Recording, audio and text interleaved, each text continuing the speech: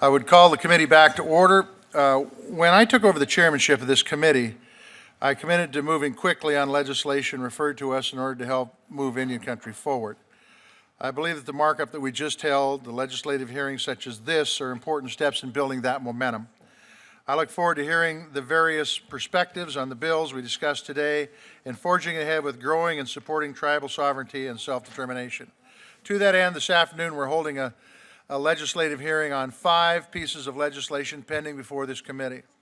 Each bill seeks to address a statutory misstep or amend a process that is inhibiting the ability of tribes to control their own futures and protect the well-being of their people. Among these bills, we'll look at fixing an oversight in Alaska, where tribal jurisdiction was cut short, and the recently passed Violence Against Women Act has failed to protect Alaska Native women. We'll also look at our trust responsibility of providing health care to Native people.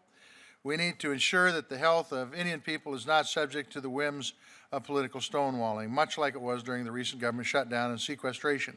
S. 1570, introduced by Senators Begich and Murkowski, and joined by me and 4 more of our colleagues, would do just that by providing funding for Indian Health Service a full year in advance. We will also look at S. 1574, a bill proposing to help consolidate and streamline federal funding for tribal employment, training, and related service programs in Indian country. The bill would update and improve upon existing law, which has allowed tribes to integrate their employment-related funding and maximize program efficiency for over 20 years. We will also look at 2 bills that, if passed, will help protect and support our Native children.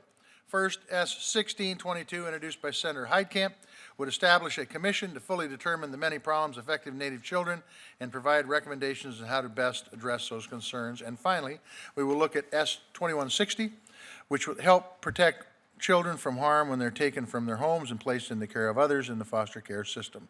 It is especially in these instances that we need to guarantee that children are not being removed from one unsafe environment only to be placed into another.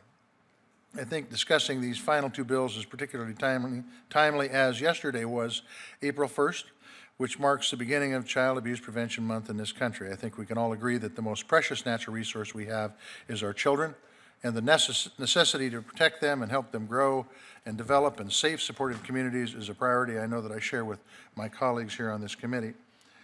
I've been on the record before stating my commitment to early childhood development and educational attainment for our children, but we all know that children need to be safe, healthy, and secure in order to truly benefit from the educational experiences. I'm pleased to join my colleagues, Senator Heitkamp and Hoeven, in addressing the needs of Native children through their respective bills, and look forward to continuing this important dialogue on child safety, not only this month, but until we do not have to address it anymore.